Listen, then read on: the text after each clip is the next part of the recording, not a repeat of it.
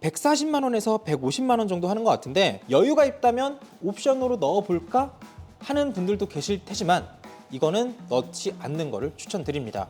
저희한테 제보가 하나 들어왔거든요. 지금 사진에 나오고 있는 게 디지털 사이드 미러 화면인데요. 빛 번짐이 심한 걸 보면 습기가 낀 것 같기도 합니다. 나중에는 아예 화면이 하얗게 돼서 아무것도 보이지 않았다고 하는데요. 이게 사진이랑 제보만으로는 확인이 어려우니까 저희가 직접 찾아가 봤습니다. 안녕하세요. 2차 저차 의차 김승환입니다. 최근에 나온 차들 보면요, 옵션이 정말 다양해진 것 같아요. 열선 시트나 통풍 시트 이런 것뿐만 아니라요, 어떤 차는 천장에 태양광 패널을 설치하기도 하고요, 테슬라 같은 경우에는 안에 아예 게임기까지 달아놓기도 했죠. 근데 이거 게임기는 못 참겠는데? 옵션이 많아질수록 편리해지는 것도 알겠고, 그래서 나는 무조건 풀옵션이다 하는 분들도 있잖아요.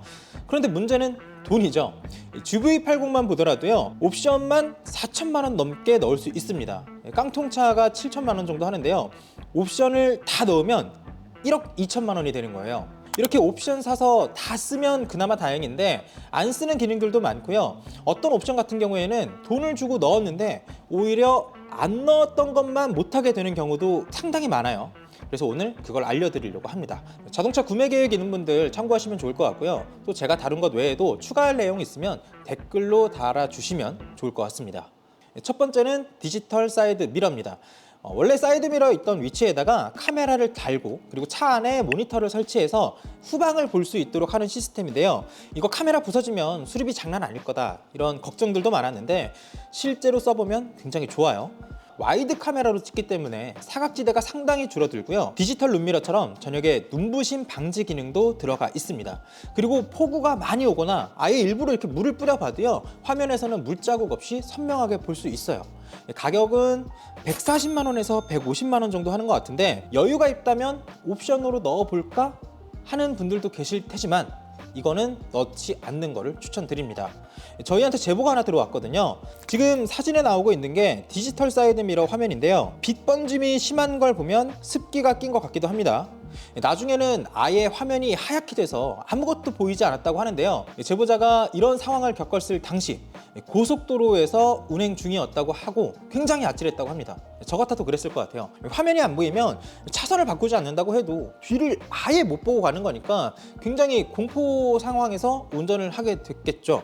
이게 사진이랑 제보만으로는 확인이 어려우니까 저희가 직접 찾아가 봤습니다. 이게 처음부터 이랬어요? 아니요, 안 그랬어요. 9월 달부터 이렇게 되기 시작했어요. 봄, 여름에 안 이러고 추석 이맘때서부터 나타나기 시작해갖고 그때부터 모든 오너들이 다 나도 이런데 왜 갑자기 왜 이러지? 가만히 생각을 해보니까 날씨가 네. 어느 정도 추워지니까 나타나는 것 같아요. 증상이 정확히 어떤 건데요? 이거예요, 증상이.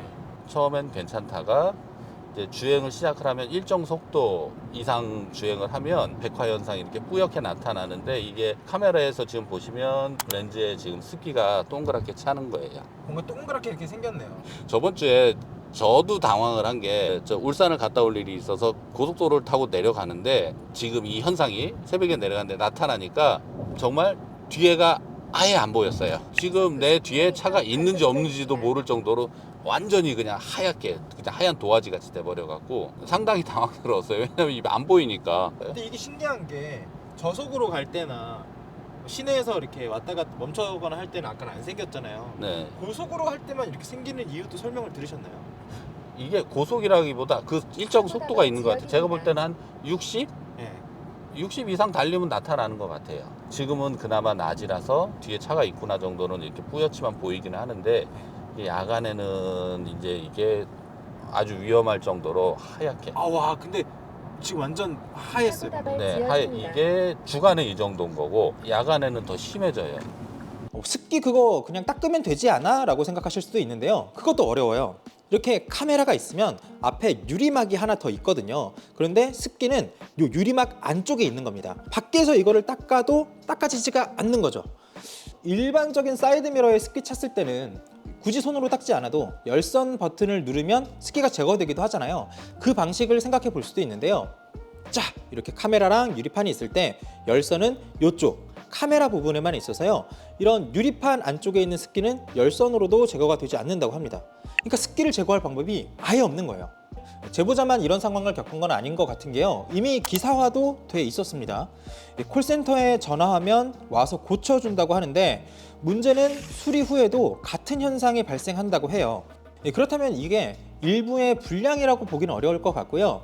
카메라의 설계가 조금 잘못됐을 가능성이 높다고 생각을 하거든요. 제조업체 측에서도 개선 모델을 개발하고 있다는데요.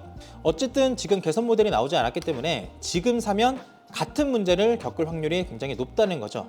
문제가 해결될 때까지는 이 옵션은 넣지 않는 것을 추천드립니다. 자, 두 번째는 마사지 시트입니다. 차에 안마 기능을 넣은 거죠.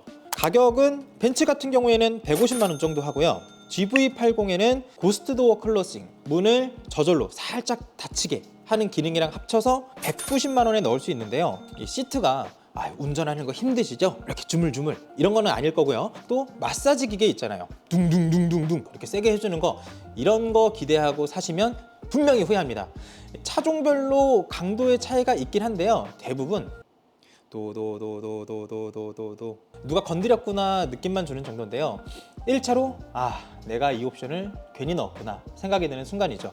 190만 원, 150만 원 이렇게 가격이 비싸니까요. 그래도 좀 잠은 깨워주지 않아? 라면서 만족하시는 분들도 있을 수 있고요.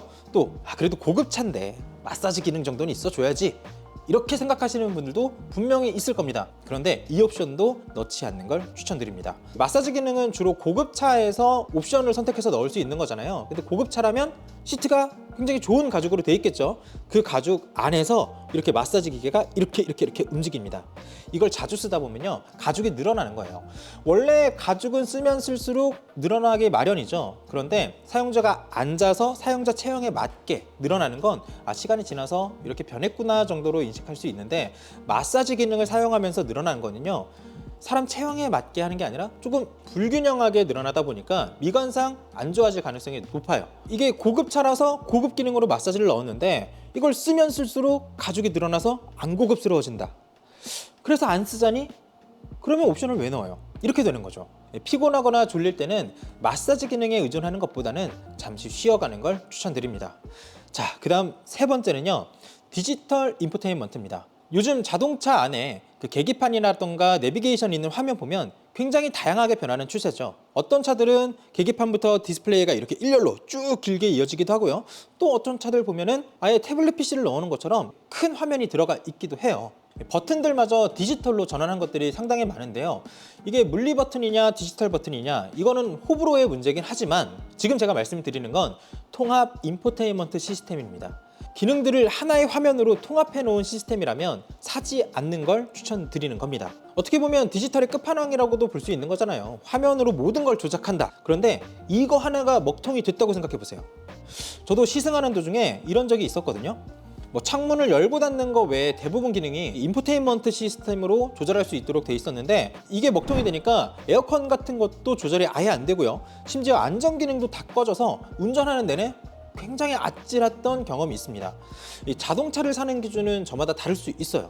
그런데 기본이 되는 건 화려함보다는 편안함, 편안함보다는 안전함일 거라고 생각을 하거든요. 이렇게 인포테인먼트 시스템 하나에 모든 기능을 통합해 놓은 거 분명히 화려해 보이고 편안할 수도 있습니다. 그런데 안전을 생각한다면 필수 기능들은 따로 분리되어 있는 걸로 사는 거를 추천드립니다.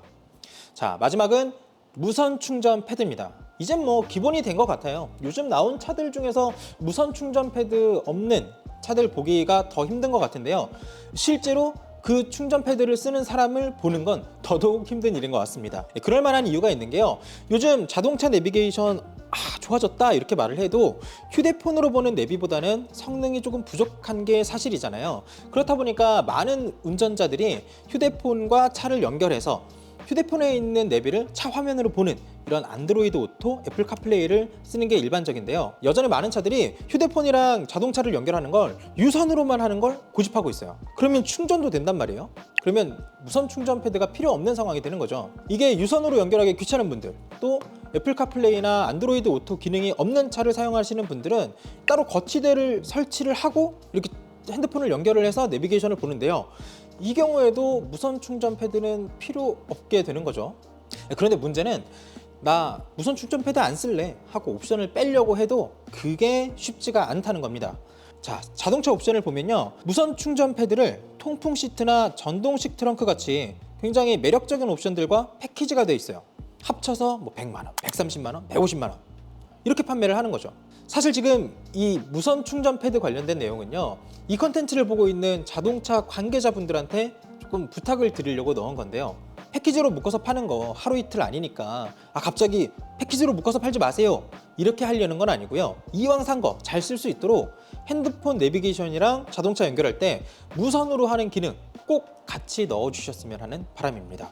분명히 무선 충전 패드라고 옵션으로 넣어서 산 건데 거기를 그냥 일반적인 수납 공간으로 쓰시는 분들이 너무 많아요.